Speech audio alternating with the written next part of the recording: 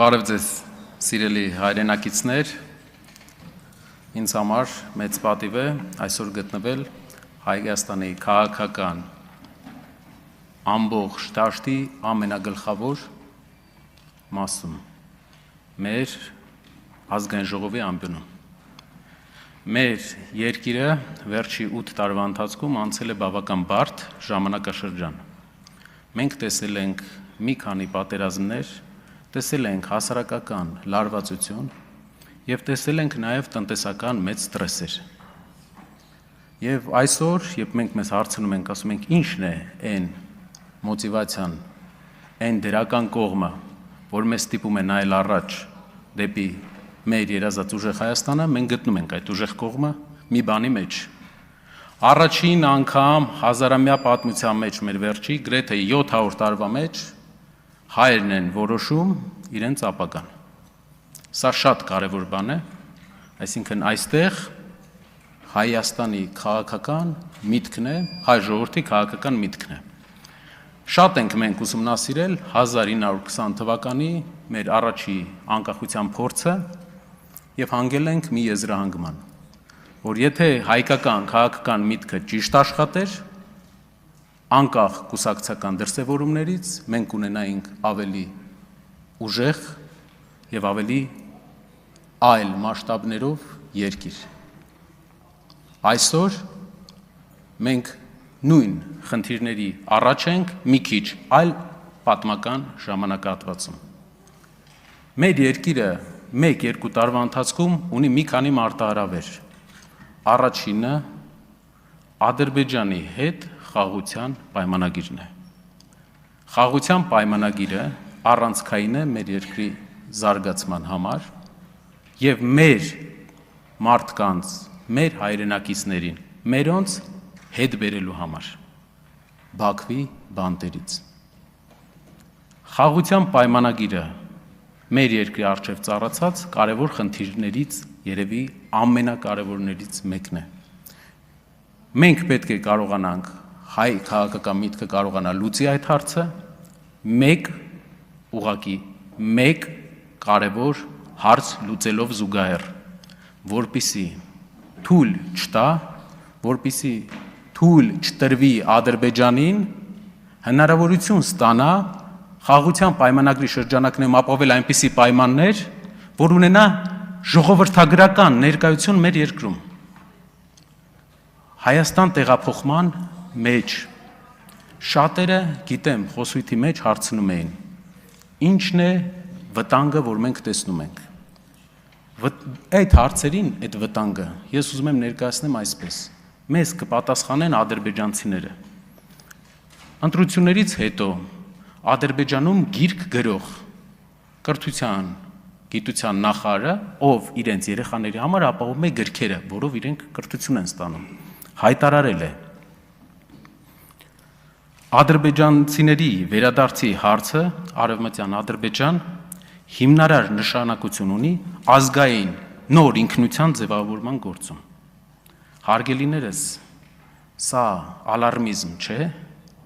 այնտեղ ձևավորվում է նոր ազգային գաղափարախոսություն։ Նախկին ազգային գաղափարախոսության արդյունքը մենք տեսանք։ Մեր քաղաքական մտքի նպատակն է լուծել հարցը այնպես, որ ունենանք խաղաղություն, բայց ունենանք նաև ժողովրդագրորեն անվտանգ Հայաստան։ Այդ իսկ պատճառով իմ առաջարկն է, գիտեմ շատ մեր նոր գոլեգաներ ասեցին, որ ինչու ենք ժողովրդին լարում այս հարցով, եկեք չլարենք։ Մենք ունենք առաջարկ, մեկ օրենքով այս հարցը լուծվում է։ Եկեք ընդունենք օրենք, մենք դա անվանում ենք Հակա Սաֆարովյան օրենք, որով ուղղակի իրավունք չենք տալի ադրբեջանցիներին 10 օրից ավել գտնվել մեր երկրում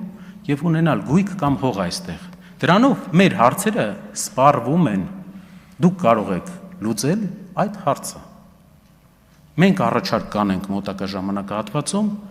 և իրար հետ կարող ենք այդ հարցը մեր քաղաքական օրակարգից վերջապես հանել։ Իդեպ, Թուրքիայի Հանրապետությունը այդպիսի օրենք ունի նաև մեր մասին։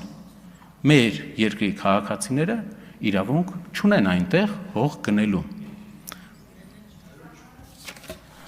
Ընկերության միջոցով կա։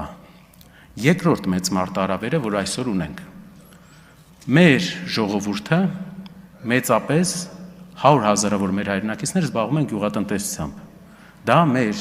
զբաղվածության նշանակալի մասն է, այսօր մեր գյուղացին կանգնած է մի խնդրի առջև, մեր տնտեսական հիմնական գործընկերոջ հետ հարաբերությունները լարված են, և տարվա կտրվածքով տարվա վերջում ավելի բարդ է լինելու, հնչել են հայտարարություններ, հնչել են պատասխաններ, որոնք լուծման չեն տանում ամենայն հավանականությամբ, ինչն է մեր տեսլականը, հայկական քաղաքական միտքը կարող է լուծել այս հարցը, ես վստահ եմ, հայկական քաղաքական միտքը կարող է կարգավորել հարաբերությունները հիմնական տնտեսական գործընկերոջ հետ, ես վստահ եմ, որովհետև բազում անգամներ եղել են ավելի սուր ժամանակաշրջաններ, գիտեմ, որ կան մարդիկ, ովքեր աշխատել են, ովքեր հարաբերություններ ունեն առաջին նախագահի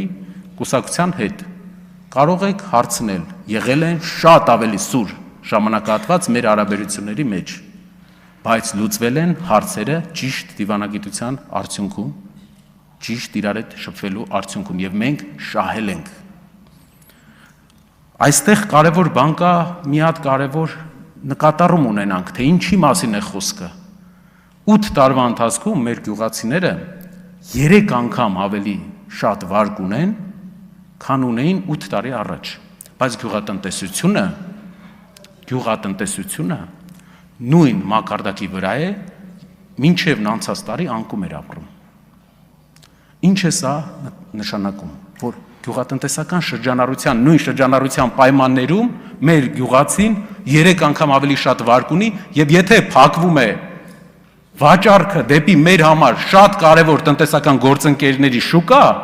այս գյուղացիները սննկանալու են,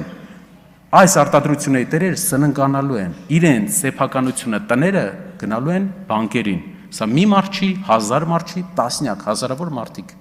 մենք պետք է լուծենք այս հարցը, հայ քաղաքական միտքը 6 ամսվա ընթացքում ունի մարտահրավեր և պետք է լուծի այս հարցը, այստեղ այդ հարցի լուծումը կարող է տրվել։ Երրորդը, մարտահրավերը, որ ունի մեր երկիրը, դա Թուրքիայի հետ սահմանի բացումն է։ Պատմականորեն Թուրքիայի հետ սահմանը փակվել է Թուրքիայի նախաձեռնությամբ, բայց փակվել է ոչ թե ցեղասպանության պահանջի պատճառով, այլ հայկական զինված ուժերի ակտիվ գործողությունների և հաջողությունների պատճառով մեր երկրորդ հայրենիքում։ Եվ ինչ է դա մեզ համար նշանակում, որ Թուրքիայի հետ հնարավոր է կարգավորել հարաբերությունները առանց ցեղասպանության գաղափարի, առանց ցեղասպանության